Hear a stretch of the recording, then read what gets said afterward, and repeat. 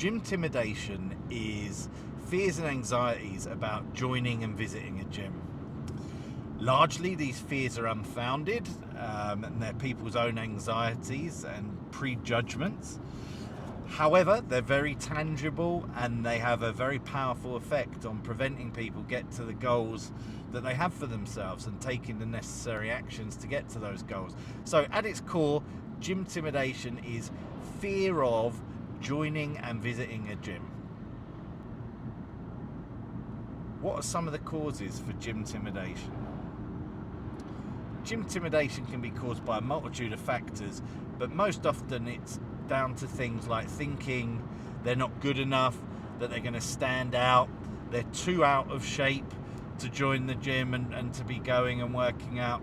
Other people are going to judge them, they're judging themselves. I don't have the right outfit, everybody else has got Nike and Gymshark and I can't afford to invest in that right now, or I wouldn't invest in that right now because I'm probably going to quit. So all of these kind of fears aggregate and can be so powerful that it stops people from doing what they should do. Now, if you're someone that struggles with gymtimidation, the first thing I'd say is you need to take some action, because if you don't, fears can just grow and grow, and the more time you don't take action and you don't go to the gym and you keep thinking about it and allowing it to become a bigger and bigger deal, the harder an obstacle it will be to overcome. So if you are someone that has these kind of concerns, just take action. Now that action might be that you join and you start to go on your own.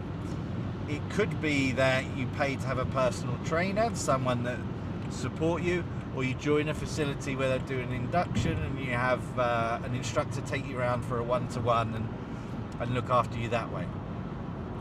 It could be that you join a class so that there is an instructor, someone to support you on your journey and to guide you as to specifically what you should do, etc. Much like the PT, but in a different environment. Or maybe you manage to convince a friend, someone else that is also interested in joining the facility or taking up some form of activity that you could do together, such as the gym or a group exercise class. All of these are good strategies. Find whatever works for you, but you really need to be doing something so that you take the first step. Fit pros. What can you do to make your facilities more attractive and less intimidating to new members and potential members, importantly, that would join if they felt more comfortable? There's a bunch of stuff you can do. Firstly, you need to start using your social platforms. The more content that you post, the more familiar they can get with your facilities, with your staff, with your culture and your approach, the more comfortable they're going to feel, because they're going to have a sense of what it's like there. They'll recognize the facilities more. They'll be able to see where they'll be going, what they'll be doing. You can answer lots of FAQs through your videos. You can even have FAQs for potential members. You can create virtual tours. Okay, this doesn't have to be a fancy 3D scrollable tour. This can just be with a camera, someone talking over it and taking them around the facilities. That's a huge step to get people more comfortable so that they're not walking into the unknown. You can create special sessions, beginner's introduction to resistance training or the gym environment. You can create clubs or sessions where you pair up new joiners. You can create Facebook groups and social groups for new joiners in their first month or first 3 months, etc., where they can make some social connections if they don't have friends that are willing to join, etc. You can run beginner classes, for example, for spin. Spin is something where there is some nuance as to how you set up the bikes and best practice on how to do it. You can have sessions where you set up the bikes for people, you teach them what they need to know about how to set up the bikes. Or body pump, where you teach people about the barbell, about good posture, etc., so that they don't feel as silly in the class where they're being taught everything and everyone else already knows what to do. You can also shorten the duration of classes in order that I don't have to worry that it's a 45-minute, hour-long class and I might not be able to do that. Instead, you can set these classes up where you maybe do a taster of 10 minutes of 3 classes consecutively. So, for example, you might choose 3 classes of a similar ilk. So maybe up tempo, maybe you go Les Mills, you might do a body pump, body combat, and then mix it in with something else like a legs, bums and tums, or totally shredded fight club. All kinds of different things. Or you could run it as a taster session where they're completely different classes, so that people get a taste of different styles of class, and they maybe find out what is and is not attractive to them and what they might enjoy. It also gives them a little bit of a excuse to ditch a class after their 10-15 minutes, because let's say they did want to leave, even if it was another class they liked, they might be too embarrassed to get up and go, even though it's been potentially set up in that style. Whereas if you've got sort of one type of class for 10-15 minutes and then a different type of class, that gives people a more comfortable exit out of the class. So that's a bunch of stuff you can do around classes. In terms of the gym, you can run gym floor based classes and tasters and intros, introduction to resistance training, introduction to cardio training, couch to the gym, that kind of thing, where you're targeting these populations. They can be promoted by your sales staff or reception staff as part of onboarding. So when they're touring people, when they're discussing the options, etc., they can point out posters about these sessions on notice boards, or you can show them timetable classes for these sessions and talk them through it, tell them the benefits, talk to them about other people who've done it and the great feedback that they've given you, etc., etc. There's a lot of stuff as Fit Pros that you can do to signpost the benefits of doing this, that these things exist, and just by setting up these sessions you can make it more likely people will come. Of course, if you want to get that information outside of the 4 walls, you need to do some promotion, again using social platforms as we've discussed, but also getting out into the community and talking about it. What other opportunities are there to partner up with businesses, for example? Maybe you've got large companies in your area where they employ a lot of people, or schools, and you do it for the juniors or for the parents, etc. You know, look for opportunities to really get that messaging out there. Local councils, all people, there's a bunch of people, hospitals that are all incentivized to get people more active more often for a bunch of different outcomes that benefit society. How can you be that catalyst within your local community? Question for you to ask and answer. But implementing a combination of the things that I discussed there will all serve to help people feel more comfortable, more likely to join, more likely to come for that first session, and therefore more likely to adopt your service for the long term. Other things that you can do to help with Gymtimidation. The difference between a member and a new member is a combination of knowing about the written and unwritten rules, i.e. what you can and can't do, etc., and the social norms of what you do and don't do, and what's expected. It's about knowing the facilities, where things are, how things work. A very obvious example that should be talked about is, can they take their bags in and out of the gym? If they can, where do they leave them? Or can they leave them around the facility? Often not allowed. If not, then where should they keep them? Where are the lockers? Are there various types of lockers depending on the size of what they need to store?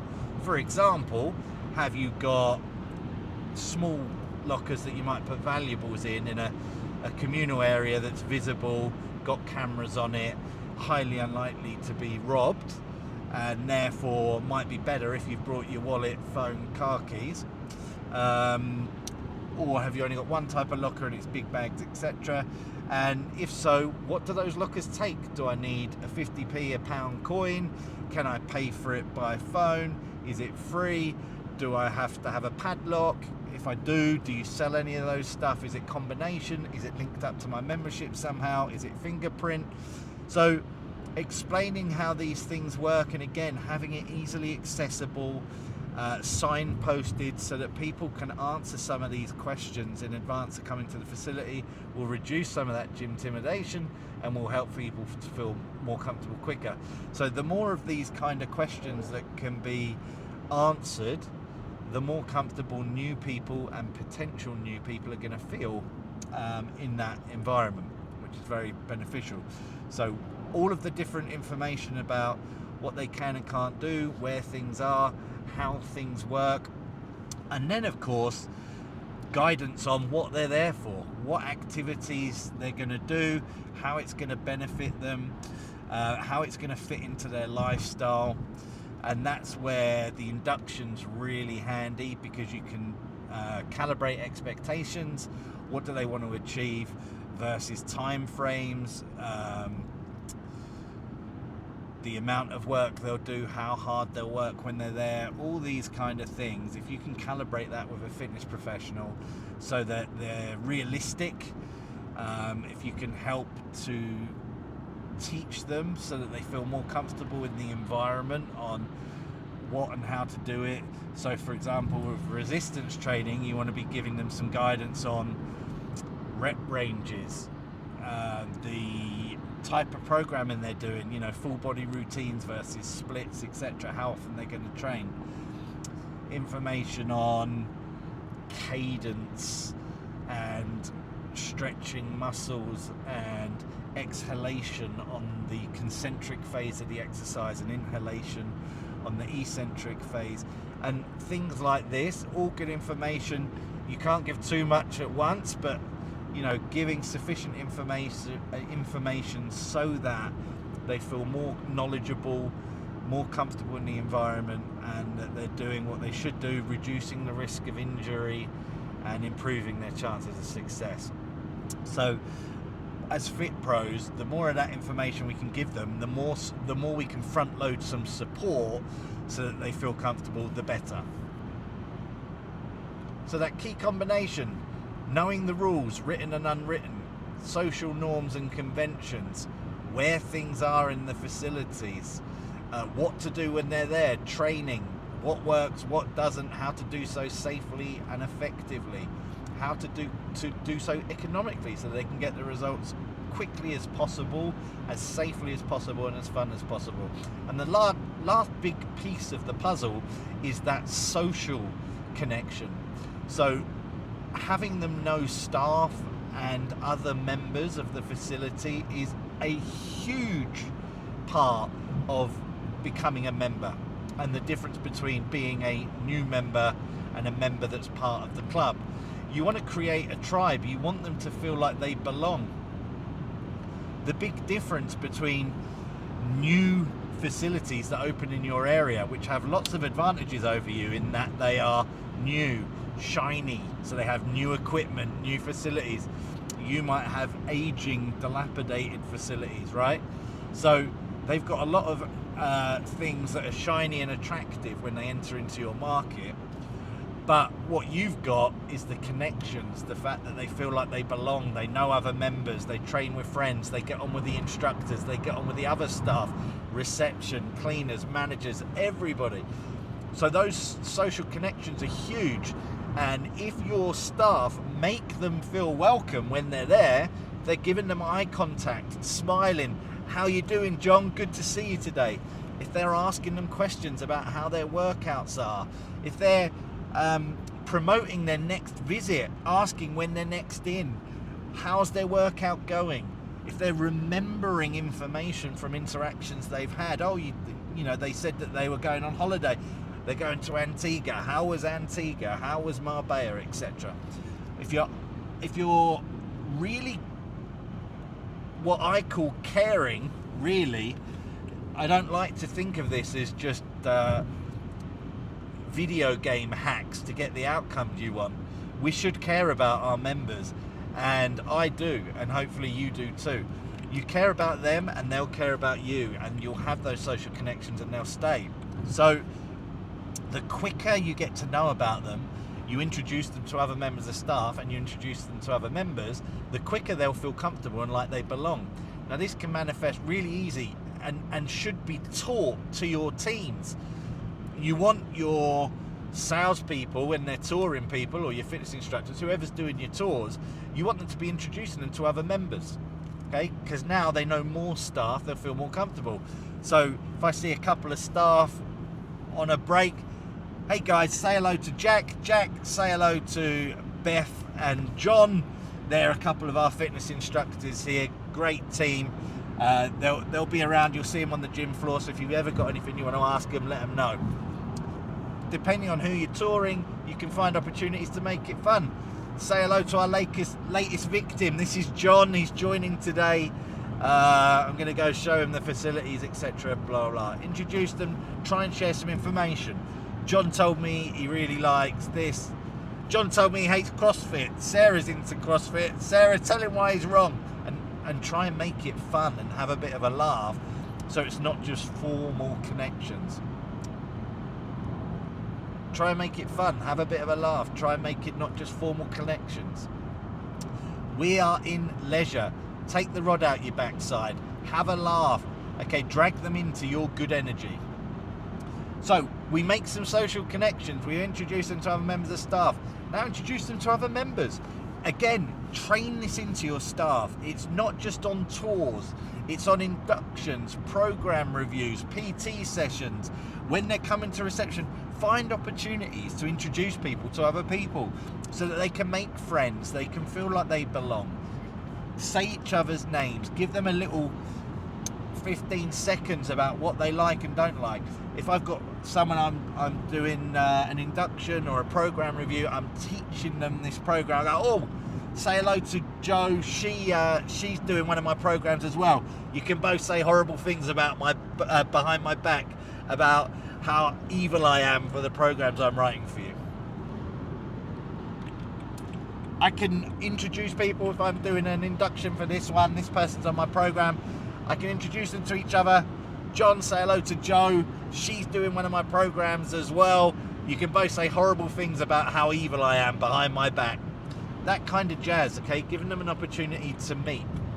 The other thing that's great for Gymtimidation, in my opinion, is when I introduce new members to the scariest looking members. And this does a couple of things. Number one, it introduces them to the people that they might have found most threatening in the facility, instantly lowering the perceived threat somewhat.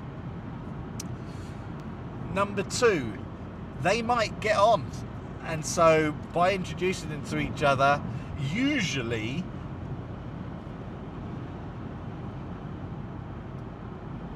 I introduce the new member to the scary looking member or the scariest looking member. A lot of times I do this because with Gymtimidation, they're nervous. There's a lot of stereotypes about people in the gym, usually that they're all big, muscly and scary, which if you've spent any time in the average gym is complete BS. But putting that aside, this person is reinforcing that stereotype. So I take the new person, I introduce them to the scary person. That's broken down a barrier. You can tell them each other's names, tell them a bit about each other. And what I generally like to do, depending on the new member and the intimidating looking member, I make a joke out of it. I deliberately talk so that the intimidating looking regular can hear me, and I make a laugh out of it. As I'm introducing the new member, I'll say, Joe, come and say hello to John. He looks big and scary, but he's a teddy bear. Anyone trying to look that big and scary has to be a teddy bear, or they wouldn't be trying so hard to be making everyone scared of them. John, say hello to Joe. Joe, this is John. Joe's going to sign up today, John. I'm just giving her the tour before she tells me she wants to give me all her money. John's been with us forever. He's great. We all love him. He's part of the furniture, part of the family here, etc., etc. Again, Now, even if they don't become friends, it's highly likely that the new member will be much less intimidated. They'll nod at each other, smile, say hello, and some barriers have been broken down. So that's a really, really strong one to help improve social connections, but also reduce some of that gymtimidation. In the best case scenario, they're going to introduce them to some of their friends and other people, and again, we're just making more connections. So as Fit Pros, that's what you can do to try and improve the connections in your facilities. Try and reduce the lag between when someone joins and they feel like a proper member of the club, because now they know how everything works, they know loads of people in the club, they know how to do what they want to do, etc.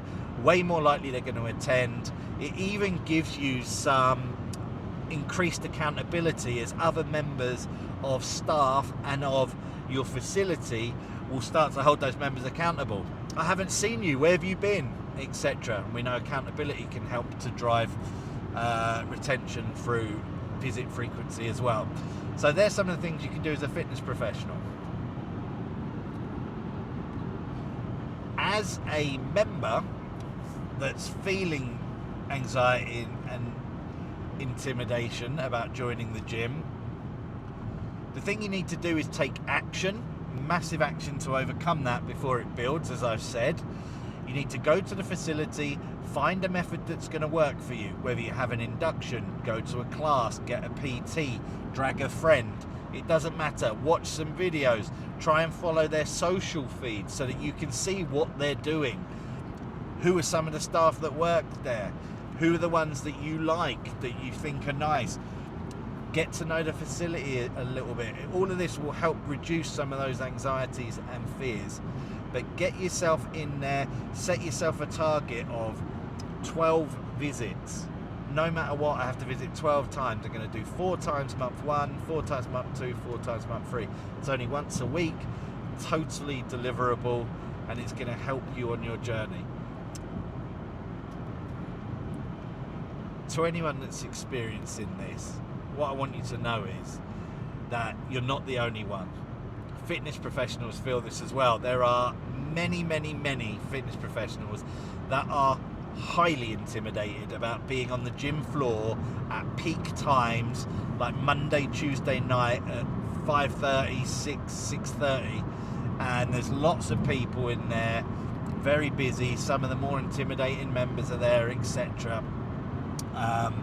It can be really off-putting, and these are for people that work out in gyms and work professionally in gyms. So I promise you that's the case.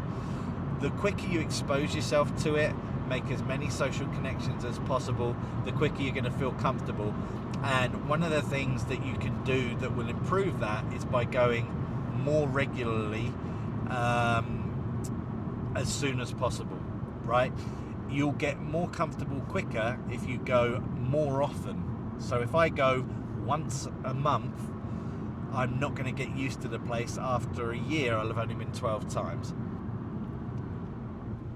If I can go 4 times a month instead of once a month, I'm 4xing the amount of times, and therefore in a quarter of the time I could have had the same number of visits. Also, I'll have increased the time of comfort exponentially, because those times are in quick succession. I'll have been in that environment more regularly with less of a break in between, and therefore more opportunity to become anaesthetized to some of those fears. If I go every day for 2 weeks, I could really tear the plaster and get myself comfortable in that environment.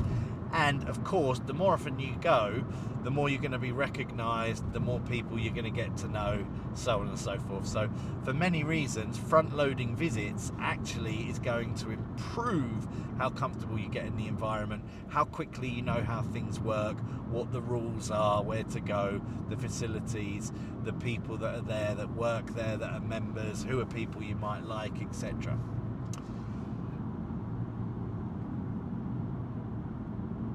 I really do recommend that if you can get a friend or friends, that's a great way to start going to a facility if you're someone that is nervous.